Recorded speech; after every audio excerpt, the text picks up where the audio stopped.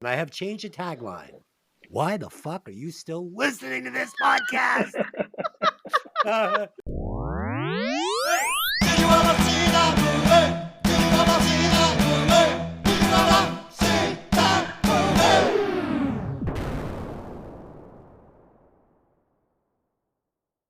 Welcome to Hey, did you ever see that movie? I'm your host, Des, and as always, I'm joined by my lovely co-host, Lynn.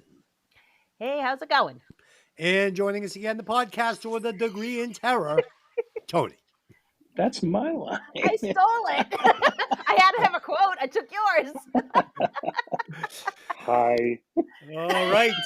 Tonight, we will be discussing the 1986 homoerotic thriller, The Hitcher, written by Eric Red and directed by Robert Harmon, starring the great late Rutger Hauer. Wait, C. is Rutger Hauer dead? Yes, Oh, yeah. he is. I didn't know that. Yeah. C. Thomas Howell and Jennifer Jason Leigh. Disco sucks. As always, this podcast will contain spoilers, so if you haven't seen the movie, go watch it, then come back and Don't listen bother. to the podcast. Okay. All right. Let's get into the Fast Five. I've got a good one. I think you're going to enjoy this, Tony. I wrote this one specifically for you. All right. It is horror movie premieres in Ooh. time. That's In hard. time. Okay. So you will get one seat between the writer and the director and a ride back in time to the movie premiere in a DeLorean time machine. You just have to pick which ticket you're going to take. Okay. Number one, The Exorcist, 1973, or The Texas Chainsaw Massacre, 1974. Tony, which ticket are you taking? Oh, that's rough, dude. I just watched The Exorcist 4K literally 2 nights ago, so I'm going to have to go that. I have so many questions for, unfortunately, now deceased Friedkin. But yeah, I got to you go wouldn't that. be deceased because you have a All time right. machine. I would Okay. definitely go that because the man is so angry. I just listen to any interview. He's just pissed off all the time. I want to do that. Okay. Because Toby Hooper's just like, yeah, we made a hot movie in the heat. It was all right. Yeah. Perfect. Pass the popcorn, Tony. Yeah. Delyn, what are you going? The Exorcist for sure. The Exorcist for sure. Okay. Number two, Friday the 13th, 1980, or Halloween, 1978. Tony, where are you going? Easy Halloween. I'd hang with Carpenter any day of the week. Okay. But remember, you could skip next door and probably see Star Wars. No. Delyn, where are you going? The same. Okay. 1980. Number three, Carrie, 1976, or Ooh. Cujo, 1983. Oh, that's not even a fucking question. Fuck Cujo. I want to hang with De Palma for Carrie. That'd be great. De Palma and King in the same place at the same time? Yes, please. Okay, Delyn. Yeah, same. Cujo bums me out because it's the poor dog. I feel bad. Yeah. Me It's too. that Frankenstein theory, yeah. Exactly. When he rams his head into the door, I'm like, no, buddy, let me get you a biscuit. I already know where everyone's going with this one, but we'll run it out anyway. The Thing, 1982, or Alien, 1979. Tony, where are you going? See, I've already hung with Carpenter for Halloween, so I'm gonna go Alien because that is such a landmark movie that did so much for female leads, for science fiction. And you know Geiger's gonna be in the audience too, so I'm gonna hang with Geiger as well. So there's no way I'm gonna miss that. Okay. Delyn. If you throw Sigourney Weaver in, I'm going there. Okay. Well, last week on Breaking Vinyl, I had the same basic idea, but it was a concert, and it was Guns N' Roses' Appetite or Aerosmith Toys in the Attic. And I actually saw Guns N' Roses' Appetite at the Orpheum, so I chose Aerosmith. See, Toys. I saw Guns at the Paradise. I remember. Good Before story. they did that. Good story. I'd definitely go Toys in the Attic. That'd be great. Yes, you Sorry. told that one. You told that story on the Airheads episode. So if anybody would like to hear Tony's Appetite for Destruction story, go listen to Airheads. It's a good one. It's worth the re-listen. Okay. And with a budget of $7.9 million and a whopping box office return of $5.8 million, this was considered a kick in the nuts, and it's amazing that he ever worked again. But it is maybe not a huge cult classic, but it has a very people that love it, and people that know it's great, like myself, know it's great. All right, let's do some quick opening thoughts on this. So, for me, I love this movie. I mean, it's Rutger Hauer, and I'm a huge fan. And short of his performance in Blade Runner, this is one of my favorite Rutger Hauer performances. He's so charming. He's so creepy. He's so violent and ruthless, but still has heart. I mean, he's covering all the bases in this, and I really, really like it. Yeah, so I love this one. Tony, what are your memories, or have you even seen this movie before preparing for the podcast? I have not seen this. Is one of the few movies from the 80s I have not seen. And it never appealed to me. I'm like, how are they going to keep this going for 90 minutes? And I still don't have that answer after watching it. It really didn't hold my interest. How could it not? It never fucking started, dude, but we'll get into that in a minute. Oh, never started? It started 11 minutes after it started. It never stopped. All right, we'll just breathe. Okay. So we'll get there. I couldn't disagree with you anymore. Dylan, what are your thoughts? Have you seen this movie before preparing for the podcast? I have only seen this movie once before when you forced me to watch it. Mm-hmm. And I didn't like it then, and I don't like it now. Oh, you fucking magoo. You fucking magoo. Oh, my God. What's not to like here? Okay. It's a bummer. It's not a bummer. It makes there's no logic to this movie. No, I know I'm asking for logic from an 80s horror movie. I know I'm stupid to even start with this.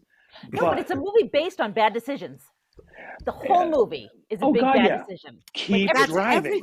That's every horror movie. Thank you. You were in charge of someone else's car. I know I'm getting ahead of ourselves. We haven't put the theme down yet. But you're in charge of someone else's car. Drive the fucking car. You want to stay awake? All right, you escaped him. Keep driving. Don't stop. Mm-hmm. Don't put your faith in anybody else. Now, first of all, I remember C. Thomas Howell as having a masculine voice. I apparently was really wrong because he does not. Hey, he's a soft boy. Oh, he's a wicked lady boy. Apparently, when this came out, a lot of the critics saw it immediately. They were saying this is a homoerotic movie, and they were putting one and one together all over this movie. And I listened to a bunch of different podcasts, and a lot of people identified it as that. And I listened to this one podcast in particular, and it's two gay guys that do the movie review podcast. I know who you're talking about. I know those two guys. They're actually good. Yeah, they're great. Yeah, they're great. I really enjoyed their breakdown of this movie. But if you want to hear two guys like really peel the onion on how gay this movie is, go listen to that, because these guys like like it's crazy how deep they go, how deep they dive into it. Very interesting. So I checked that out. I wish I had the name of their show. I don't, but okay. Lynn, will you give us, I'll give you the synopsis, since so the listeners know I have been fired. I am no longer going to be allowed to read the scene breakdowns. I went too far last week. They don't understand. Yeah, they don't understand that you spent hours replacing all of your readings because they were so bad live. I spent my Christmas vacation rereading and editing the entire podcast so it would sound like I did it all live, because I went absolutely crazy. Okay. A young man transporting a car to another state is stalked along the road by a cunning and relentless serial killer who eventually frames the driver for a string of murders. Chased by police and shadowed by the killer, the driver's only hope comes from a truck stop waitress. Oh, you guys are missing out on my reading. I can already feel it. Everyone's home like, no. All right, let's do it. All right, let's get into it. All right. Jim Halsey, a young man delivering a car from Chicago to San Diego, spots a man hitchhiking and gives him a ride. The man, giving his name as John Ryder, is a brooding, soft-spoken man. When Jim passes a stranded car, however, Ryder's personality suddenly shifts. Ryder calmly states that the reason the car is stranded is because he murdered and mutilated the driver, and he intends to do the same to Jim. Ryder produces a switchblade knife and taunts Jim for several moments before Jim realizes Ryder never put on his seatbelt and that the passenger door isn't fully closed, and knocks him out of the car. I love this because to me, it's hilarious how Ryder gets in and I'm wet and I'm getting your car wet. Oh, it's not my car. Like, I'm getting your car all wet. Then there's a close up on his face and the dripping on his wet lips. And the opening scene with the, the nighttime around him and the rain is coming and he's falling asleep. And it's like, I've done that. Like, you're driving late at night and you're doing the thing and you're falling asleep. But you get the cool foreshadowing with the Volkswagen Beetle going around him. And, I'm like, that's where we're going. And sure enough, that's what happens. So what I love about the intro of this movie is, so immediately you get him driving the car. It's nighttime. He's in the middle of nowhere. And it's almost like the director's trying to lull me into a false sense of like comfort. Like I'm always actually getting a little sleepy watching this. And then the rain comes and rain puts me to sleep like a baby. I'm like I'm getting so relaxed now. And then all of a sudden he falls asleep, almost head on with a Mack truck, and we're off and running. And the movie never stops. This is the fastest 90-minute movie I ever watched. I looked up and I'm like, it's over. Unfortunately, it wasn't over. There was still another 5 minutes where I don't even know what the fuck they were thinking when they wrote this, but we'll get to it. But yeah, I mean, this opening scene it's terrifying because first of all, Thomas C. Howell could not have looked any more like a boy next to Rutger Hauer with his man hands and his giant head and his demented blank stare. And are you going to tell me where you're going? It's so uncomfortable and it's so scary. And you could just imagine if you had ever made the mistake of letting a man like this into your car and realizing, oh, fuck, there is nothing I can do to protect myself against this man. How about when he pulls up to the construction site and he's like, Indiana? Where in Indiana? And then it's like, dude, I would jump out of the car and be like, that guy's got a knife and he's trying to hurt me. Like, yeah. He's like, I'm just going to stay the course. It's a stiletto. It's a stiletto. Because if he hit the button, it would have went right into his junk. Yeah. Oh, I mean, so he would have bled out in a matter of minutes. He can't. I was thinking the same thing. Like, all right, you can get out of this, but like, ooh, that's not so good. Yeah. Go ahead, Tony. The first 10 minutes are probably my favorite of the whole movie because again, you're right. Beautiful shots of the landscape, of showing the desolation. I mean, and the funny. All right, here's my one bitch about the first 10 minutes. All right, you're in Texas. They say you're in Texas. Great. What fucking route are you taking from Chicago to San Diego through Texas? That's a fucking U-turn you shouldn't have taken because you could just stay north and go to Nebraska. Anyway, that's my own little bitch there.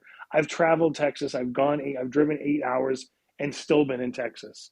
So I know those back roads. So it's an amazing state for desolation. And for like, if I run out of gas, I'm fucked. No one's going to find me for days. And that fear got me right off the bat. How the sun sets and then the darkness and the rain you can't see. And then and just the silhouette through the rain-soaked windshield. So well done. So I'm like, all right, I have high hopes. Rutger Hauer gets in, being Rutger Hauer, who's a badass in every movie he's ever in. Mm-hmm. Even when he's being a nice guy, there's something unnerving about his stare. 100%. Ice blue eyes. It's like in Lady Hawk, he's supposed to be the romantic lead, but you still know he's a fucking badass. Yeah, he's bothersome. So I mean, he's a great actor. That's the reason I was most looking forward to watching the movies because everyone's like Rutger Hauer. I'm like, all right, I was on board for Rutger Hauer the whole way. They just gave him dick to do with. After this intro scene, he just stares, shoots, and smiles the rest of the movie.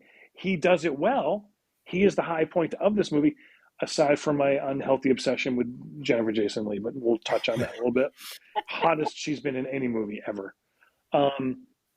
It's just, see Thomas Howell, I didn't buy him. I didn't like him in this movie. I can't wait to do the recasting couch. It could have been such a different movie with a different lead. Yeah. And I feel agree. that he ruined the movie.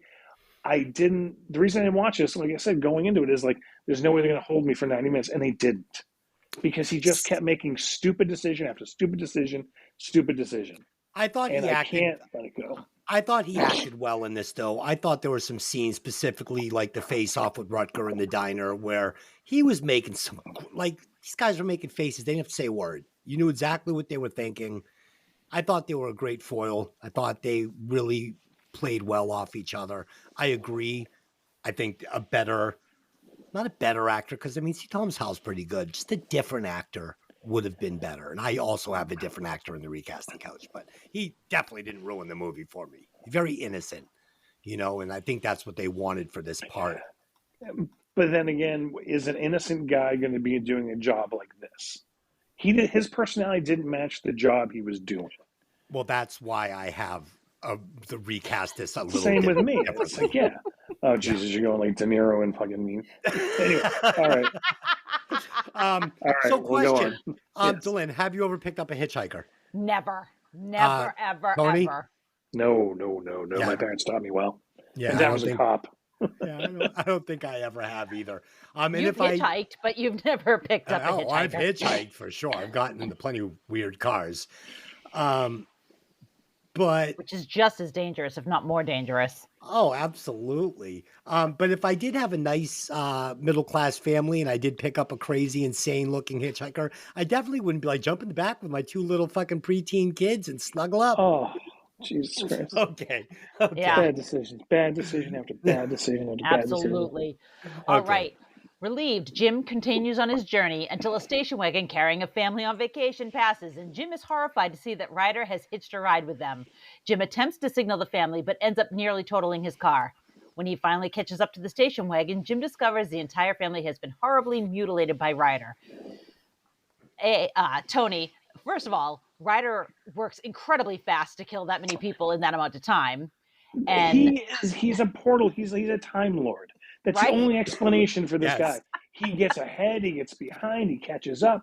He's all right. I'm jumping in. I'm jumping ahead. It's okay. Go ahead. When the fuck did he kill the cook? Why is there a finger in the fry-later? When did that happen? No one even saw him in the restaurant. The finger isn't cooked. Right, but what I'm saying though is there's obviously put the finger in the. She cooked the fries. Yeah, no, she cooked the fries. She put the plate of food together. She put it on the counter, and then she went in the back. Jim was still in the bathroom. So Rutger Hauer obviously came into the restaurant, placed the finger in the fries, and then skipped out. But again, how far ahead or behind was he? And also, he knows exactly where he's going to go. That was what bothered me the most about this movie. He always knew where he was every single time. Yeah. The theory behind that, because I looked online, I'm like, all right, there's got to be some stupid theory. And everyone's like, he's a spirit. He is one of the ghostly hitchhikers. Supernatural being, supernatural being that hitchhiked, was killed in there. And then he was like, he's this hitchhiking ghost, and he gets on. I'd buy that if they gave me that story. That wasn't the story. Right. It bothered me that I can't suspend my disbelief. Well, this man can be everywhere all the time, everywhere. But yet fucking Michael Myers can get shot 10 times in the chest, fall out the window, and run away. I mean, this is just another murder. He is a supernatural being. This is supernatural being, yeah. Yeah, this is Michael Myers of the desert. But they didn't play it that way. That's what bothered me. Anyway, moving on. Also, can we also mention, this is like bad decision number 3 or 4. Don't stop. You know what he said he did to the guy in the Volkswagen. You see that car on the side of the road. You keep fucking driving. I wouldn't stop. Another problem I have with Rutger Hauer and all the kills is he's supposedly dismembering bodies, but there's never any blood on him. You cut off 2 arms, 2 legs, and a head, you're gonna be a mess. Yeah, if you're in the rain, okay, I'll let the first one go. But you slaughtered a family that there was literally gushing blood out the door. Yeah, you were going to get sprayed with arterial spray somewhere along the line. Yeah, he's going to need some changes of clothes. Far too clean. Unless he is a spirit, which they. Yeah, but I do. So I love in the abandoned station, where John comes and he's going to confront Jim, and he's not going to kill him. He never wants to kill him. This is never about killing Jim, which is weird because he kills everybody else. I think in the beginning it was. Yeah. Exactly. But then he realized he's so innocent and stupid, he could frame him for everything he's done. Right. Which is where he goes with it, which I actually dug that part of it. But at the same time, I'm so in the 2000s now, I'm like, all right, so you lost your wallet, you have no identification. they'll find you somewhere. Stop, talk to the cops. They'll find out who you are eventually. Oh, there's a couple of instances where he can 100% clear his name just by making a different move, and we'll get to it. Yeah. But John is going to walk right up to him and hand him the keys. And this is where we learn that this is now going to be a cat and mouse game. And he's now no longer hunting him, but he is going to destroy his life and make him miserable, basically. That's his new goal. And I thought it was great. I was excited. And he walks out, and Rutger Hauer is ultra charming in this scene. I'm rooting for him. He's fucking great. Jim is annoying. It's like, I just want Rutger to fuck with this kid now. This is bad decision number 18. When he goes into this service station, this abandoned garage, he's walking through. You think you're going to find a phone in there that works? Like, come on. What are you doing? Keep driving. Drive. Yep. Holy shit, Jim, you're a dumbass. Yeah. All right. The movie shifts into an elongated chase sequence, which finds Jim trying to flee Ryder, both on foot and in his car, to no avail. Wherever Jim runs, Ryder finds him. Jim repeatedly tries to find a working phone in some of the most abandoned-looking places and seems to make weird choices, but okay. It seems that Ryder, impressed with Jim's show of bravery, but not unimpressed with him being really stupid, has decided that Jim is the man who's finally going to put an end to his killing spree. He watches as Ryder gets into a truck as a Hitcher again and disappears into a sandstorm. So this is the truck that ends up menacing Jim the rest of the movie, pretty much. Yes. Yeah. I love the scene where, again, we're at that gas station and he fucking lights the match after mowing down all the gas pumps. And it shows Jim in those little blue suede Nikes running through the gas in slow motion. Then he flips the gas down, and this is an awesome explosion. It's fun. This movie never stops. It's so exciting. It's explosions and shootings and murders, and it never stops. It never stopped for a second. See, if I listened to you, I'd be like, I can't wait to see this fucking movie. But then I lived it, and I'm like, this movie fucking dragged. I know where the scene's going to go. I know what's going to happen here. Let's just get to the scene. Let's get to the confrontation. Let's get it over with, because I'm bored with stupid decisions, phantom toll booths, everybody getting everywhere they need to be, more mistaken understandings than fucking Three's Company season 4. For the love of God. It's unreal how many no one knows what anyone else is talking about. Tony, Chrissy or Janet? Chrissy to fuck, Janet to marry. I'd kill Jack. I usually go the brunette, but I think I would have to go Chrissy. But I'm gonna have to go Terry. Terry was the hot one. Yeah, I agree. I love Terry. Anyway, okay, moving on. Oh my God, you guys are killing me. All right. Jim then finds Ryder at an abandoned gas station. Ryder knocks down the gas pumps with a pickup truck and then lights a match. Both cars drive off and the gas station explodes.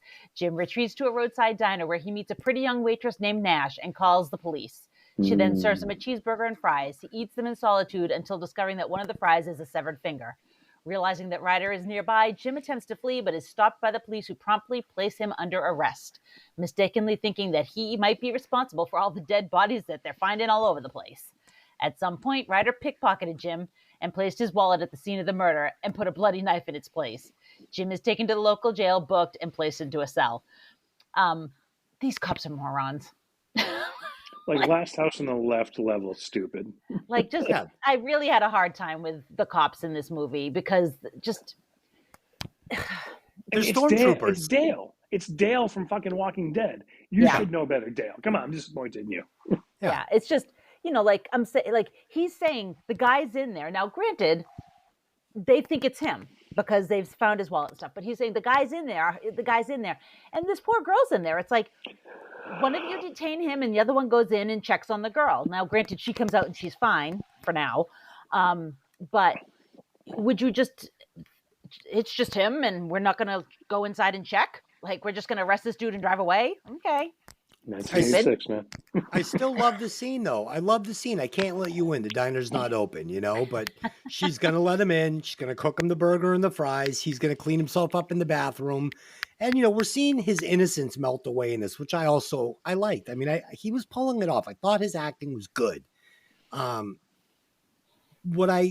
problem with this scene, okay, so it's the first time he's going to make a huge mistake. At the diner. First time. Well, you overlooked all the others. Okay, no, a mistake where he could have exited the situation. Okay. So instead of just driving, At the diner, what he should have done was he should not have called the police. He should have just bought a fucking bus ticket and left. That's it. But I didn't realize that they had his wallet. I forgot that they had found his wallet at the scene of the crime. And of course, he stepped in the blood and threw up next to the car. So he's like throwing up on the corpses and like cutting his finger and putting blood on all the doors. I mean, I'll just shoot a load on him for the DNA samples. Oh, God. So when he throws up out the car, the way they've got the camera, I expect for him to sit back up and Rutger Hauer is in the seat next to him again. And it didn't happen. And I was like, oh, okay. So there were times where I was expecting things to happen that it didn't happen. And I actually have to give the props because that was low-hanging fruit. I was expecting that and it didn't happen. So I give them a thumbs up on that. Yeah. I liked the young cop. I liked how overzealous he was, putting his knee on his head and fucking, it felt legit. I thought it was good acting, All right, moving on. Sometime later in the day, Jim awakens from a nice little nappy nap to find the police station eerily quiet and his cell door is suddenly open. Whoops, how do you think that happened? Jim slips out to discover the bodies of the 3 policemen have been murdered. Jim panics and steals a gun, because that's what you do when you panic, and runs from the station house as 5 police cars arrive. Jim comes to a payphone and sees 2 cops pull up. Knowing that Ryder has framed him, Jim points his gun at them and takes the troopers hostage, which this, again, another bad call, but doesn't take either one of their weapons. It's just so stupid. Forcing them to drive away from the scene. He forces the police officers to get him in touch with the captain while Jim pleads his case. The captain suggests that suspects that Jim is telling the truth, and he asks Jim to come meet him. Jim agrees, but just as he does, Ryder pulls up alongside the car, killing the cops with a revolver, shooting out the radio, and driving away. Perfect shots in 2 moving vehicles in the middle of a fucking desert. Oh, that's nothing. Exactly wait till he takes out the helicopter and 3 cars with 5 shots. Oh, for the love of God. You still one magic bullet. That's one magic loogie. Okay, so this police station, this is where the real mistake is made. All Jim has to do, he goes out, he sees all the cops are dead. All Jim has to do is just go back into the cell. Go back to his cell, lock the door, and lock it. And that's it. And then the police come. Everyone's been murdered. He's like, see, I fucking told you. Been locked in here. The guy came, he killed everybody, and fucking came to the cell and said, ha, you guys can never catch me, and left. Go get him. Yeah. He's going to fucking grab the gun. Movie. He's going to grab the gun that Rutger Hauer planted in the dead cop's hand with no bullets in it, knowing that Jim would grab it. And which I love because that callback is great in the diner. Yeah. That's great. Oh, it's good stuff. Okay. Tony, what do you got on this scene? Everything we just said. It's a stupid scene. I again, knowing where, as soon as he leaned on the door and he goes, hello. I'm like, he's fucked. All right. Another bad decision. Stay in the fucking cell. He didn't do it. Everything. He escapes a 1-room police house. He goes out a back door, and none of the 5 fucking police cars cover the back. Fuck you, your stupid script. All right, Eric Red, fuck you. You're a dumb writer. All right? I've liked other things you've done, but this is stupid. The dog licking the blood off the back of the cop's neck. I thought that was kind of good. I enjoyed that. I enjoyed everything is just, maybe I've seen it in other movies just done better. It's just, it felt very amateur. The whole movie felt amateur. Outside the first 10 minutes, I'll give it. Everything else just felt fucking dumb until the end. I liked the ending in the sense, and I'll explain why when we get to it, but I liked the ending as opposed to what it could have been. The ending is where I fucking took a whole point off the movie. Everything after her being ripped in half and then see how... Oh, no, that part. That scene is what I'm saying. That scene I really enjoyed. The when he spits in Rutger's face, we know what that is, right? Oh, You yeah. know what that is. And then Rutger wipes the spit off and like licks it and rubs it on his All lips. right, well, we're I'm getting like, ahead of ourselves with your. oh God. And then there's the cigarette outside after shooting his spit on his face, and then the look between them. I'm like, there it is, man. There Oh it boy. fucking is. And you know what's funny? From what I understand, Rutger Hauer was getting this vibe while they were acting this movie out. And the director was like, go with it. I mean, it wasn't written this way, but go with it. It's working. It's like, just let it be there. And yeah, I also find it interesting that, and I told Des this story earlier, but Rutger Hauer didn't want to come out of his trailer to do the scene with the truck and Jennifer Jason Leigh. And he said he didn't want to do it because once this scene happens, they're going to know I'm a bad guy. And it's like, I think they already know. But he's the one that actually came up with that scene. You know, the original script had him just hitting her with the truck, right, killing her. So he's the one that said, "No, let me put it." Which again, how are you getting someone who's conscious in that position? Let me stay here, keep your hands here. Let me tie you with this like extra strength wired He knocked her out. He knocked her out. Yeah, right, even if she's knocked out, to have to put her face up like this, you know, with the hands over the head and have a steel cable. What kind of strength does this man have? I do too. I like the scene, but if you think logically, this isn't happening. But again, I like it better than just hitting her with the thing, because taking his foot off the clutch. It was so good. It was a good scene. Yeah. But again, getting to that point, surrounded by the cops, and no one took a shot. They didn't figure out what to do, like shoot the tires, shoot something. Like no one. It was just. It wasn't thought out. I appreciate it for what it was, but it wasn't thought out. I feel like once he's in that position with the girl, there's nothing the cops could do. He lets go his clutch. It's that tight. His foot comes up because I drive a clutch. I have a standard, and that's it.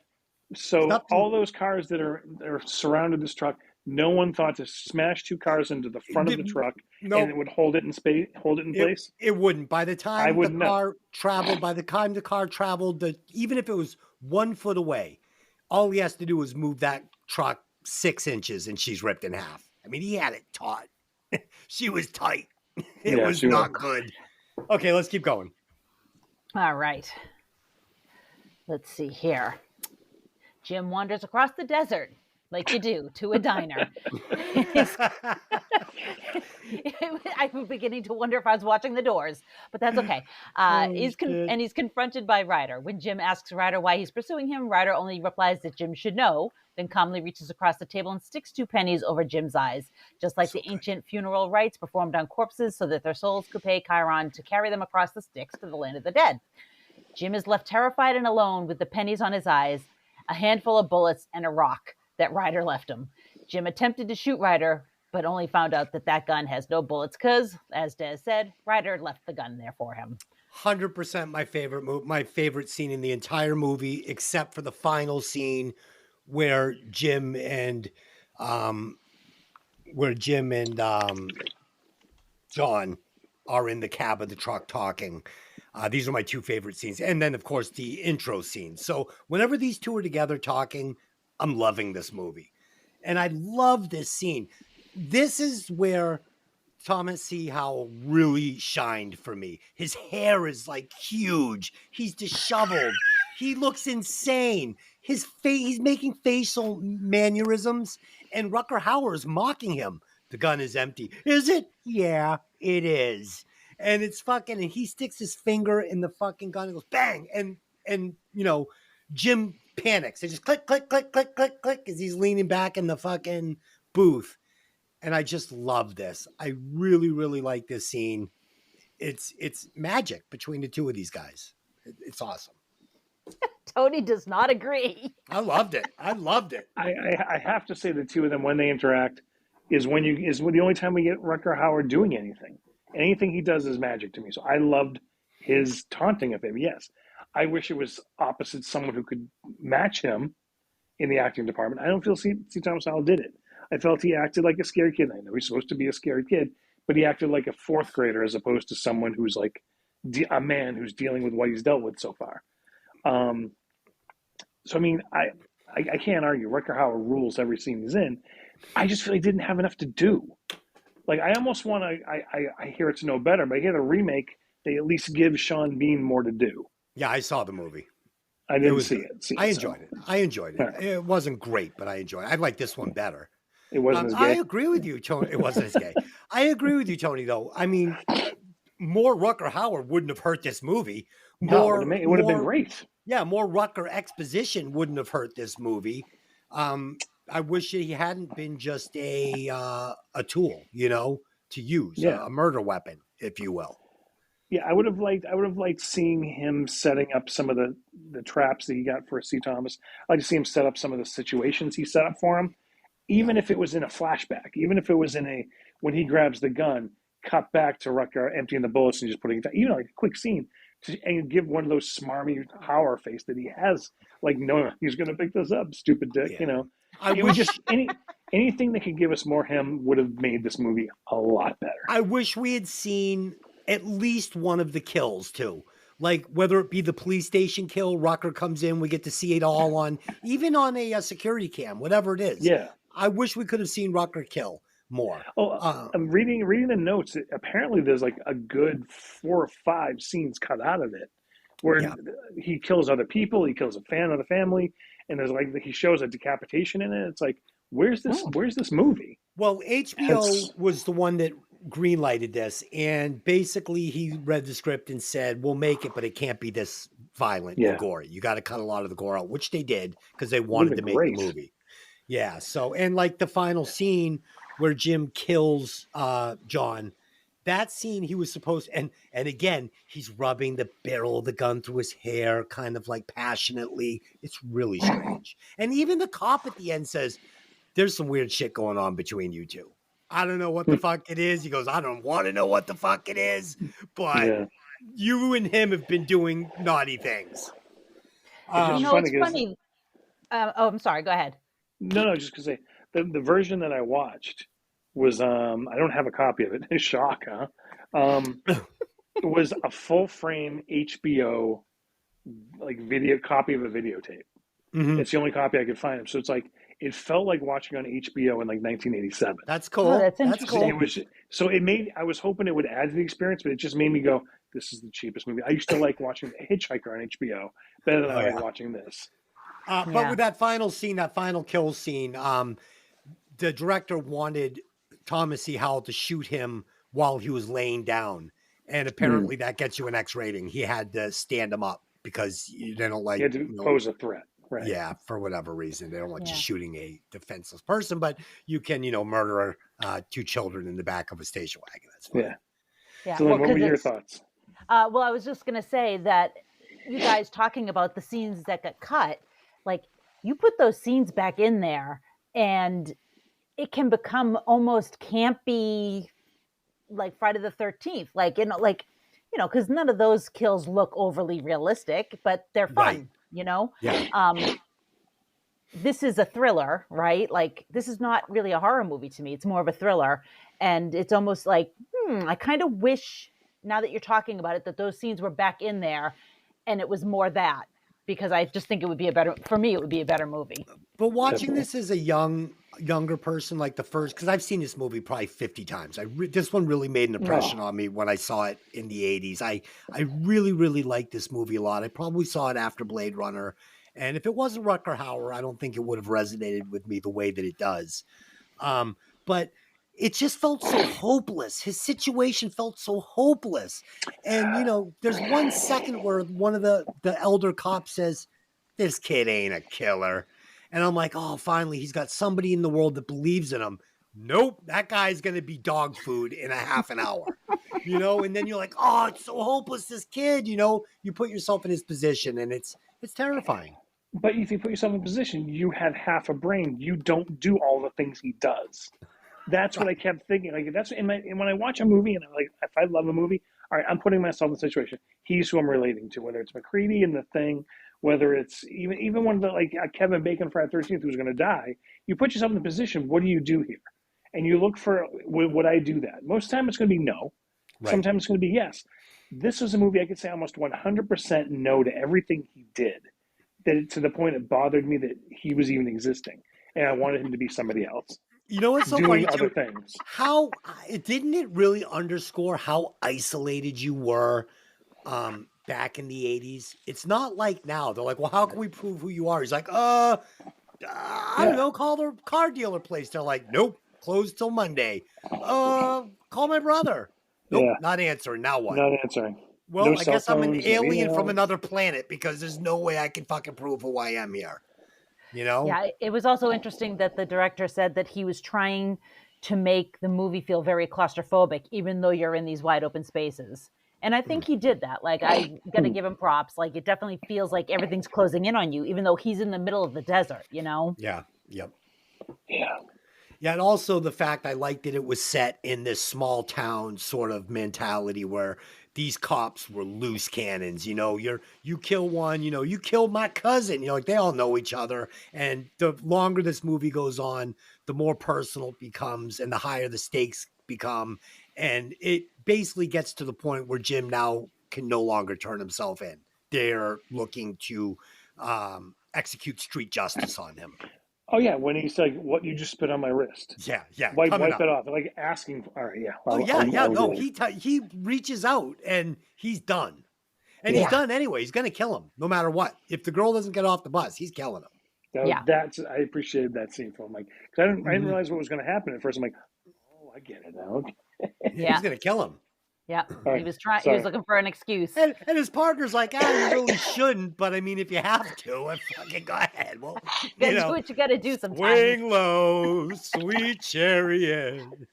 His partner's like, I'm just gonna look over here. Yeah. No, he wasn't even looking away. He was like, all right, go ahead. I know. All right, so Jim leaves the diner and sneaks onto a Greyhound bus. He then sees that Nash is also on the bus. He pulls Nash into the bus's bathroom and convinces her that he's innocent. I don't know why she believes him, but okay. Before the two connect, the police stop the bus and attempt to arrest Jim.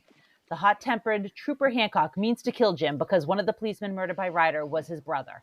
Nash takes Jim's gun and pulls it out on the two officers, and she and Jim flee in a police car. Why would she do this? I don't know. They're chased by two more police cars, and Jim is forced to blow out their tires and cause them to collide with one another. I cannot believe that they were in this little fucking jalopy with the doors blown off, and they were able to flip two police cars. But okay, I digress. The second police car doesn't even have a fucking mechanical fucking situation. It just flips. Then a police chopper arrives and starts taking pot shots at Jim. Ryder pulls up in the truck of doom and shoots the copper down before driving away. All right, guys, have at it, because oh my God. Okay, so first of all, this scene is Mad Max. Like, we're getting the same fucking shots from the back of a car, zipping down the highway. Not as good, Tony. Not as good as Mad Max. It was Mad Max. I am about to fucking quit this podcast. Okay. Yeah, no. Smiting the Road Warriors, thinking this is even remotely in the same sport. No. The same universe. But that's what they were going for visually. They were ripping it off. They were going for those visuals, you know, the camera's down close to the road. You're going to get the two cruisers coming over the fucking hill. You're going to get that super accelerated feeling, you know. I mean, this is what he was going for. Obviously, it wasn't as good. I mean, The Road Warrior, the second one, in my top 10 favorite movies all time. And Mad Max, the first one, though it's not as good a movie as the second one, I like it better. Toe Cutter. I mean, the Night Rider.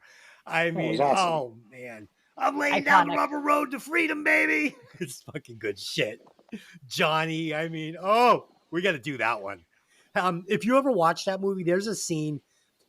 So in Mad Max, it was the Wild West when you were doing these stunts. Have you ever seen the motorcycle rider getting hit in the back of the head with a motorcycle in the accident? This guy had to have broke his neck. I can't believe half the people didn't die in all three movies. Never mind the new one, but it's like, but that first one itself. First one was like, they're like, fuck it, we got to kill someone. You up for it? He's like, kill me. Go ahead. You know? Yeah. Filmed in Australia, yes? Yeah. I'll just do what you got to do. No one around. Let's just do it. Out of those two, which do you prefer, Mad Max or The Road Warrior?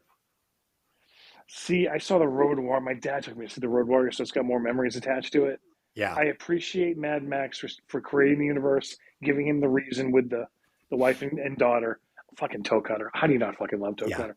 But it's like, come on, Wes, the big tire fort, all of it, everything in the Road Warrior is fucking gold. That final chase, classic. Oh, so good. So good. All right. Yeah. I mean, come on. It's got to be the Road Warrior, but no disrespect to Mad Max. It's fucking badass. Goose And hey, after we leave Thunderdome, forget it. We're done. The third one sucks. I did not like Thunderdome. I did not. See, after Thunderdome battle is over, dude. There's no fucking cars. There's no fucking cars. Yeah, once the battle in the Thunderdome is over, it's over. I don't give a shit. I'm not watching the Road Warrior with no fucking roads or cars and fucking all set. Witness me. All right. So good. So fucking good. Tiny and chrome, baby.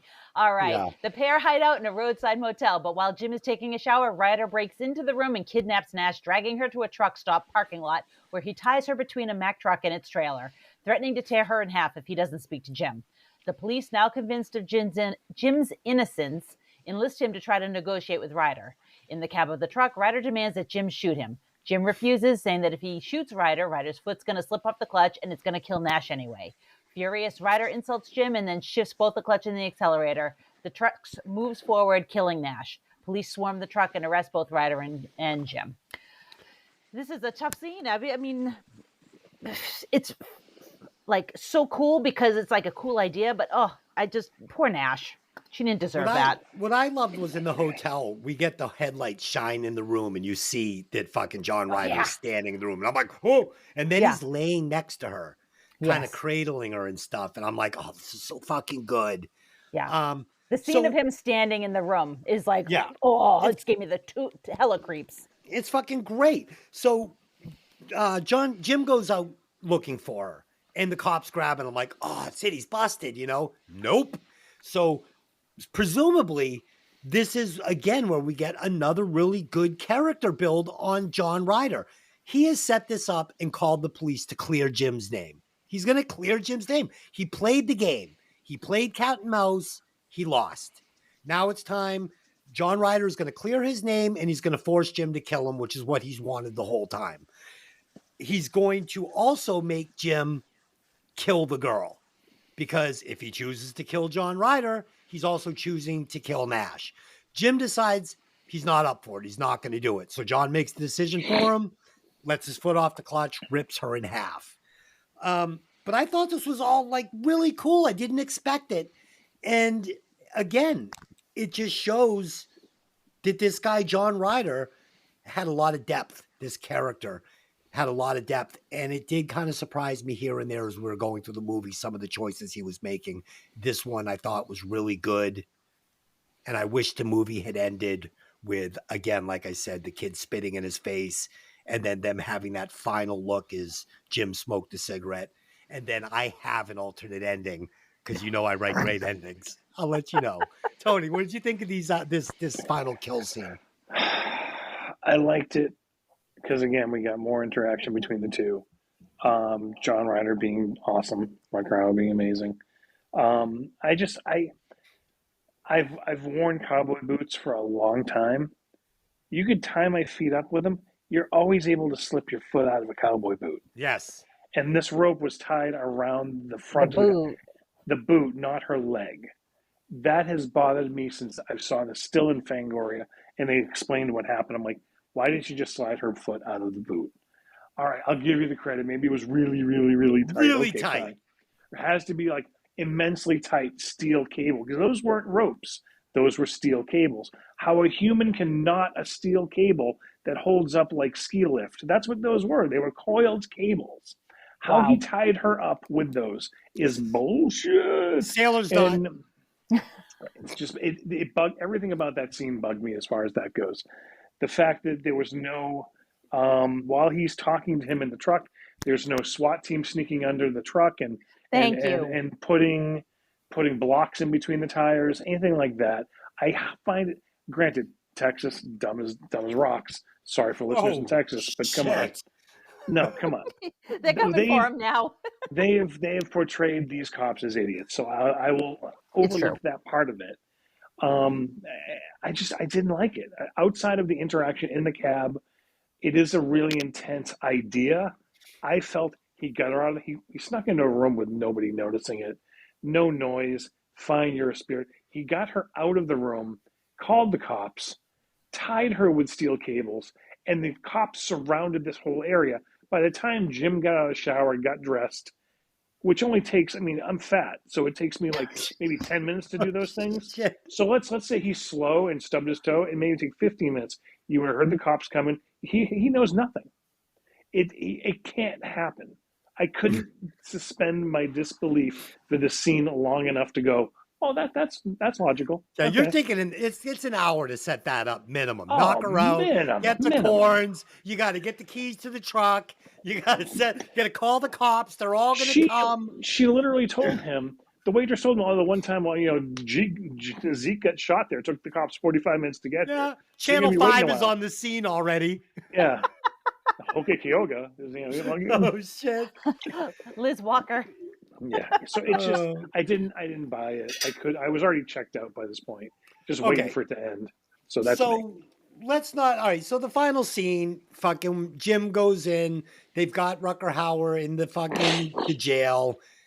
He can't see it through the glass, but he does because he's magical, and they make the eye contact. And I know that's what the cop is referring to, is they have this kind of like psychic weird thing going between them. It's like this bizarre thing.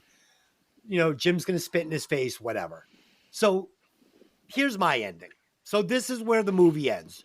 Rutger gets put into the back of the fucking bus to be taken off, presumably to court and then prison. They have the last look between them. And then it says San Diego 3 years later. Jim's getting ready to go to work. He jumps in his car. And as he pulls away, you see Rutger Hauer sitting in a car watching him. We don't know how he got out of prison. Maybe he's escaped. We don't know. But all we know is he is now watching Jim. And this is all about to start again. End credits. Tony, how would you build on that ending? I wouldn't end it there. I would basically say he's 3 years later. Let's go 5 years later. Okay, 5 years. 5 years later, he's getting out of therapy. He's doing his thing, going to pick up the family for their vacation, and the families and the kids are in the back, wife's in the sink. Love it. They're heading out of the city. They're heading towards the desert. Hey, we're going to go to Las Vegas, and there's Rutger Hauer standing on the side of the road, thumb out. Even better. They're driving on their vacation, right? And they're behind a car, station wagon, waving at the little kids in the back. And there's Rutger Hauer in the back of the car, waving at them. Roll credits. Huh? With the kids. Again. Yeah, Call back to the first movie. Okay. Okay, I'll do what he says. He's a shape-shifting, time traveling. Sure, I'll go with anything. I like that ending a lot. I like that ending. The vacation with his own family, and we see the Rutger out on the road again. He's following him, and he's about to murder another family. Perfect. All right, Dylan, but tell us how the real ending to this movie goes. It's not good. All right. I'm just going to jump over the police station because what's the point? Yes. All right. We're going to crash all the way through to the ending now, so buckle up so you don't get pushed out of the car. Okay. The police cover Ryder in shackles and chains and place him in the back of a prison bus, escorted by multiple officers. As Jim is loaded into a police car to be taken to his family, he finally decides to murder Ryder. Like, why? Just go home. Jim steals Captain Estridge's gun and hijacks a squad car, chasing the prison bus. As Jim pulls up on it, the back doors fly open to reveal the entire police escort has been murdered, and there is a bloody, still partially chained Ryder clutching a shotgun. He's the hobo with the shotgun. Who's driving? I don't know. The hobo with a shotgun. The van veers out of control. Ryder leaps off the back of the van and crashes through the window of the police car Jim is driving. Jim slams on the brake, throwing Ryder off. The sudden braking, though, causes the police car to stall, and a bloody Ryder lifts himself from the highway, picks up the shotgun, and begins firing on the police car. Yeah, I know. Jim avoids the damage from the blast by lying sideways, repeatedly trying the ignition key. He eventually restarts the car and slams it into Ryder, throwing him off the side of the highway. Jim slips out of the car, picks up the still loaded shotgun, gives Ryder's corpse a little, with the gun, a little soft touch. Satisfied that Ryder is dead, he turns around and heads back to the police car when, very predictably, he hears movement behind him. He stops, and Jim is not surprised that Ryder is alive and standing up. He smiles at Jim and throws the shackles down at Jim's feet. Jim responds by emptying the remaining shotgun shells into Ryder's body at last killing him, leaving Jim alone in the desert to light up a cigarette and watch the sunset. Whoa. That's a tough one. All right, this fucking ending blows. This fucking little pussy is in the car with the sheriff, getting a ride back to his life. He's been exonerated. Everything's fine. Ryder's going to prison. He's going to pull the gun out. So now basically he's telling this cop, I've been in cahoots with Ryder the whole time. This is how we've been doing it. You know, I'm going to kill you or get away from you, and I'm going to go free him from the bus the way I've been doing it the whole time. So he's now basically saying, I am his sidekick. I have been responsible for everything. And it just makes no sense. And then how did Ryder get free? He's handcuffed. He's in a cage in the back of a bus with like 6 guys armed with super shotguns. But they were playing cards, so that's obviously why. Oh, God, this fucking ending sucks. Like, did they take like 5 hits of acid and drink a bottle of tequila and write this? It doesn't work. Tony. Please. I got nothing. It's terrible. It's a terrible ending. Mm-hmm. It was the cherry on top to an already shitty movie.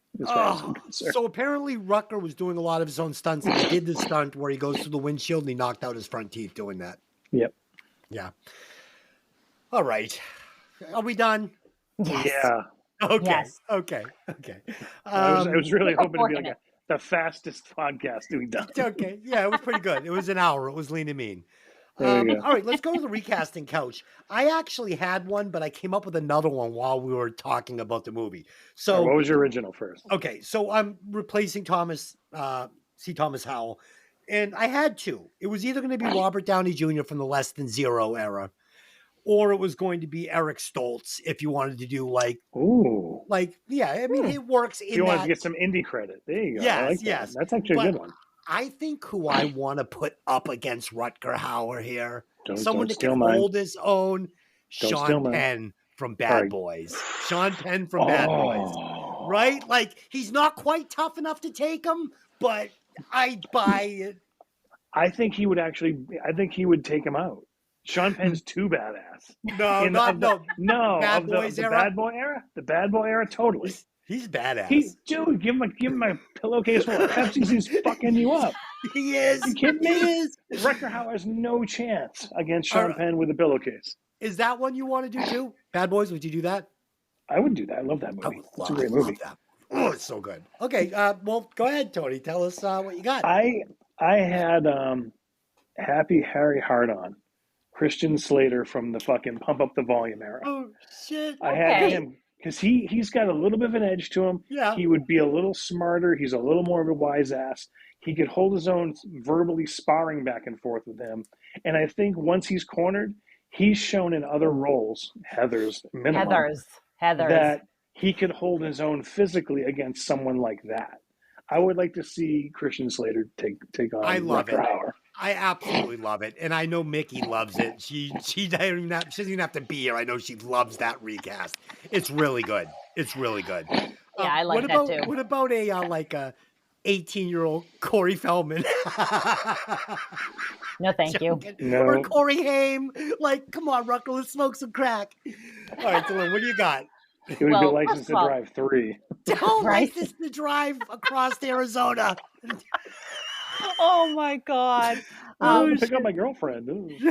Mercedes. She's in the trunk, dead. Oh my God. Now it's a cross between Jawbreaker and License to Drive. That's fucked up. So my first recast is I'm recasting all of the police with the Keystone Cops because, oh my fucking God. Are you kidding me? When you told me that, I said replace them with stormtroopers. Yeah, seriously. And I am going to be an iconoclast. I am going to recast Rutger Hauer. I know I shouldn't, but I'm going to. Stick with me here. Christopher Walken. Young Christopher Walken.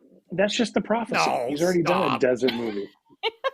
That's not going to work. Have you seen The Prophecy? That's not going to work. Prophecy is a great movie. No. He's not feeling me. It's not feeling you. Christopher Walken is not. Come on. I want you to shoot me in the head. Yeah, in the head. But there's no bullets in the gun. I love it. I think he's creepy. Oh, he's totally creepy. Yeah, he's not pulling that off. All right. Well, I think so. put your penis in my hand. Okay. Shit, that doesn't work at all. Rewatch score.